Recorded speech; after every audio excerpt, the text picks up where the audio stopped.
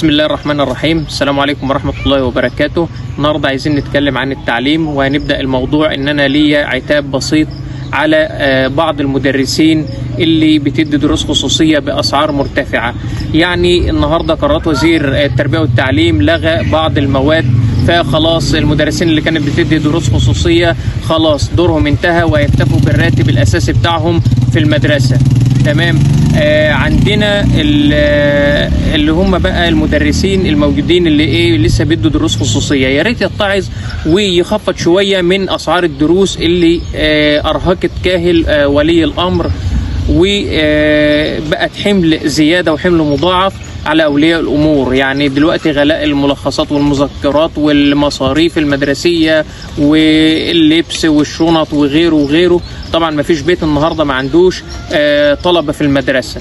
تمام. فأنا أتمنى من المدرسين دول إن هم يعني رفقا بأولياء الأمور، ولو كنت أتمنى والله بالفعل إن الدروس الخصوصية يتم إلغائها ويرجع تاني المدرس لدوره الأساسي في المدرسة، ويكون مباشر مع الطالب كده ويشرح له ويبقى عنده السبورة ويبقى عنده الواجبات ويراجع مع الطالب. ونرجع تاني مع برضو النظر في عين الاعتبار إن الدولة لازم تدي مرتبات مجزية للمدرسين يكونوا في حالة استغناء عن انهم يدوا دروس خصوصية. كان في مرة في ألمانيا بعض الوظائف بيطلبوا من وزيرة المستشارة الألمانية أنجيلا ميركل ان هي ترفع لهم رواتبهم زي رواتب المدرسين. كانت رواتب المدرسين أعلى رواتب في ألمانيا.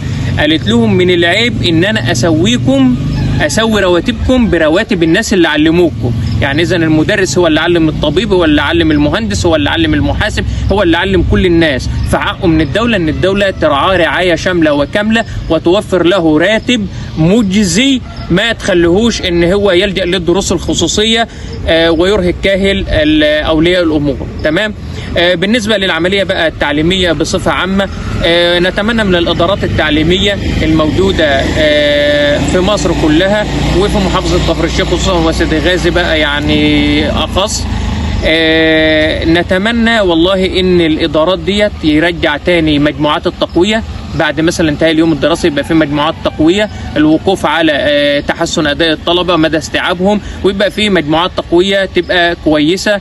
ويبقى عندنا مثلا دوري للمدارس، مثلا يبقى مجموعة طلبة من المدرسة الفلانية يبقى في منافسة مع المدرسة الفلانية، يبقى في جوائز، يبقى في رحلات لازم تشجع الطلبة. طيب عندنا مثلا الأنشطة الصيفية كانت موجودة قبل كده من زمان ما عدناش بنشوفها. كانت المكتبة بتبقى مفتوحة، القراءة للجميع اللي عايز يقرأ، دورات كورة، كل حاجة كانت موجودة في المدرسة. كانت المدرسة البيت الأول للطالب، مش البيت التاني كمان، ده البيت بيقضي طول اليوم مثلا في المدرسة وممكن يجي آخر النهار لو في مجموعة تقوية.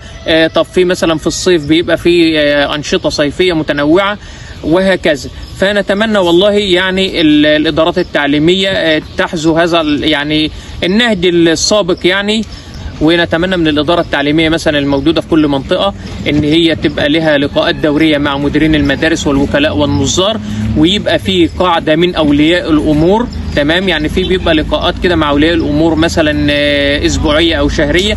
نتمنى بقى تكون فيها الخبرات بقى مع أولياء الأمور، يبقى في مع أولياء الأمور خبرات من مدرسين سابقين اللي هم على المعاش، نستفاد من خبراتهم في تطوير العملية التعليمية.